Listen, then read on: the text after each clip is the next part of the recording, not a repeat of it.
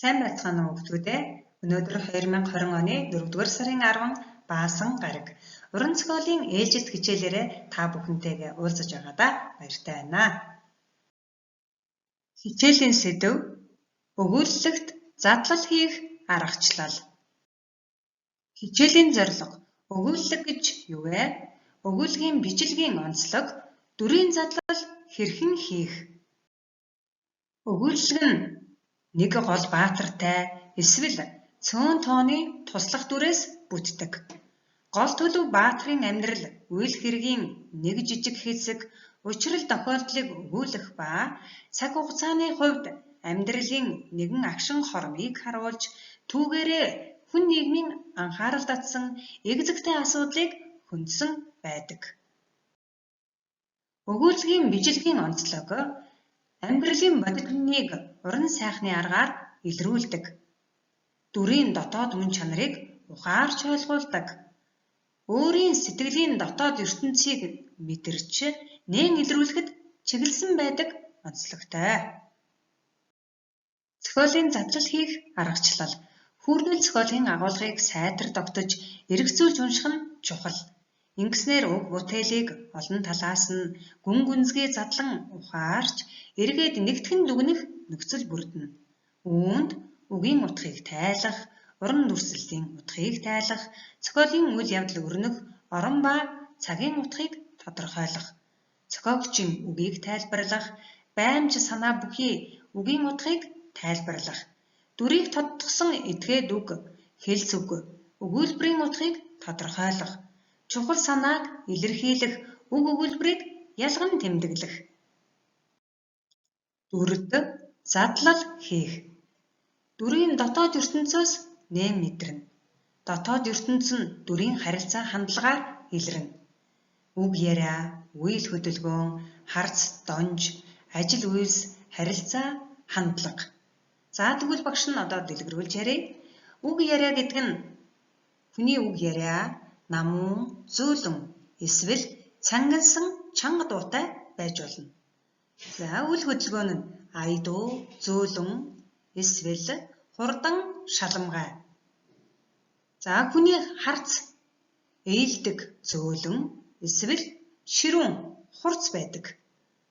Ажил үйлс нь өөдрөг бүтэмжтэй эсвэл ярихаас цаашгүй бүтэмжвэ гэсэн үг. Харилцаа нь халуун дулаан эсвэл хүйтэн хөндий.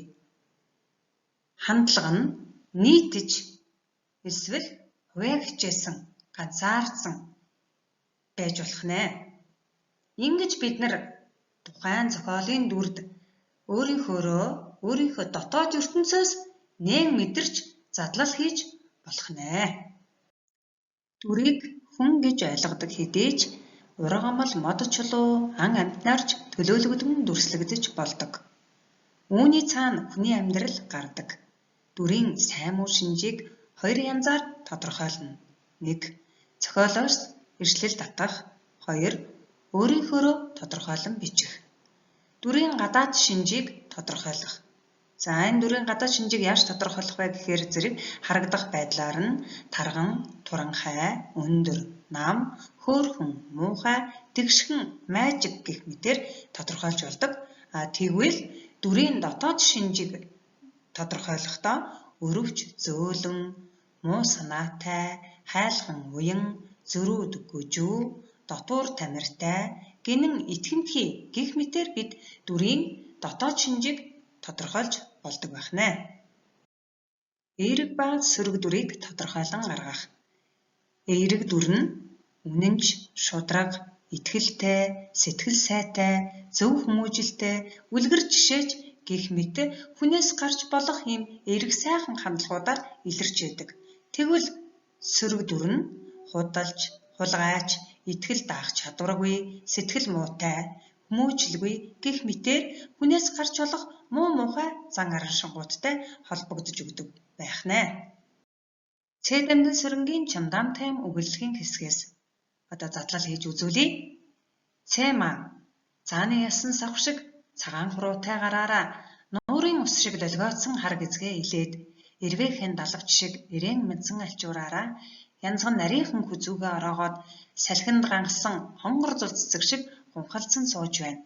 Бумаа Ирэмээр анх хувцас өмссөн ганган цэмагийн дэргэд төв энгийн хувцастай цэвэрхэн бар хүүхэн бумаагийн сууж байгаа нь тогос шувууны дэргэд хээрийн галуу сууж байгаа юм шиг харагдана гэж дүрслэгджээ. Тэгвэл бид эндээс дүгнэлт хийж болохоор байна. Цэмаа бол ганган дэгжин бүсгүй, харин бумаа бол энгийн төлөв даруухан бүсгүй юмаа гэж ингэж энэ хоёр дүрийн гадаад шинж төрхийг задлан тодорхойлж болохоор байна. Монголчууд бид бие, хэл, сэтгэл гурав ариун байх ёстой гэж ярьцгаадаг. Тэгвэл одоо бие, хэл, сэтгэл гурваар бас дүрийг тодорхойлж болох нэ. Бие сайхан биетэйж хүйтэн харцтай, догшин царайтай гэх мэтээр оруулж өгч болох нь байна. Тэгвэл үг яриа бардам, дээрлэхүү, харгас гэдгээр хүний хэл яриаг дүрсэлж болох нэ. Сэтгэл амьтныг өрөвдөг сэтгэлгүй, эцэг эхийн ачийг үл санагч, хошуу ноёдод тал олгогч гэх мэт үгсээр хүний дотоод сэтгэл мөн чанар илэрч гарч болох нэ. Ингээд багш нь гэрийн даалгавар өгч байна. Дэ нацаг доржийн хөдөө талын үзэсгэлэн өгүүлэлгийг олж уншаад дэвтэртээ хуулан бичээд дүрийн задлал хийгээрэй. Даалгавруудаа дараах хаягаар илгээгээрэй. Хамгаалан доогуур зураас гэрэл etiaho.com. Ингээд өнөөдрийн хичээл анхаарал хандуулсан та бүхэндээ баярлалаа. Баяртай.